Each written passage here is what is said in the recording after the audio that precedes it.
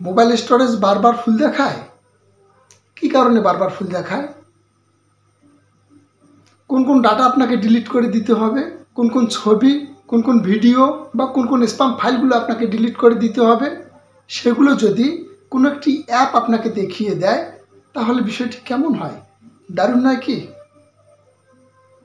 কি সেই অ্যাপ, কিভাবে আমরা সেই অ্যাপটি ব্যবহার করব, চলুন তা আমরা দেখে নেই। তার আগে অবশ্যই ভিডিওটিতে লাইক, কমেন্ট ও শেয়ার করবেন। গুগল প্লে স্টোরে প্রবেশ করব এবং এখানে সার্চ বারে গিয়ে লিখব এক্সপ্রেস ক্লিনার। এক্সপ্রেস ক্লিনার এই অ্যাপটি আমরা ইনস্টল করব। ওপেন বাটনে আমরা ক্লিক করব, দেন এরকম ইন্টারফেস চলে আসবে। এক্সপ্রেস ক্লিনার গেট স্টার্টেড এই বাটনটিতে আমরা ক্লিক করব, দেন নেক্সট বাটনে ক্লিক করতে হবে। নেক্সট বাটনে আবারও ক্লিক করতে হবে, আবারও নেক্সট বাটনে আমরা ক্লিক করব। দেন পেইং চাচ্ছে, আমরা পেইং দিব না, আমরা continue with free version, free আমরা ব্যবহার করব।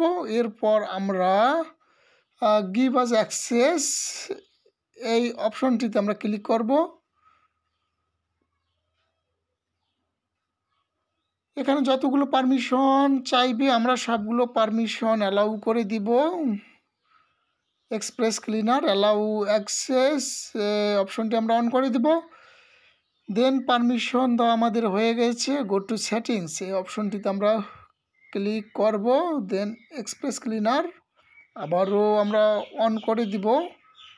দেন স্ক্যান ফর জাঙ্ক এই অপশনটিতে আমাদের ক্লিক করতে হবে।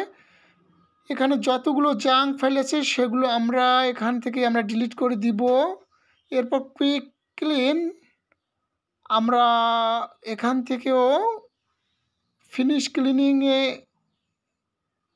আমরা ক্লিক করতে পারি।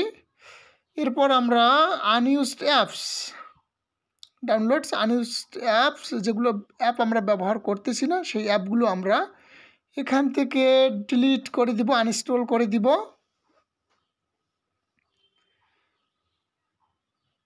দেন আমরা যেগুলো ডাউনলোড, যেগুলো ভিডিও আছে, ছবি আছে, এগুলো আমরা বেছে বেছে নিয়ে আমরা সেগুলো এখান থেকে আমরা ডিলিট করে দিতে পারি। আমরা ডিলিট করে দিলে আমাদের স্টোরেজ আর ফুল দেখাবে না। এই অ্যাপটি খুবই ভালো একটি অ্যাপ, আমি ব্যবহার করি, আপনাদেরকেও ব্যবহার করার নির্দেশনা দিব। আপনারাও এই অ্যাপটি ব্যবহার করতে পারেন। এক্সপ্রেস ক্লিনার এই অ্যাপটি আপনারাও ব্যবহার করতে পারেন এবং আপনাদের স্টোরেজ যদি ফুল দেখায় এই অ্যাপটি ব্যবহার করে সেগুলো আপনারা ভিডিও, ছবি, জাঙ্ক ফাইলগুলো আপনারা বেছে নিয়ে এখান থেকে ডিলিট করে দিতে পারেন। আপনার স্টোরেজ আর ফুল দেখাবে না। ধৈর্য ধরে ভিডিওটি দেখার জন্য আপনাকে ধন্যবাদ।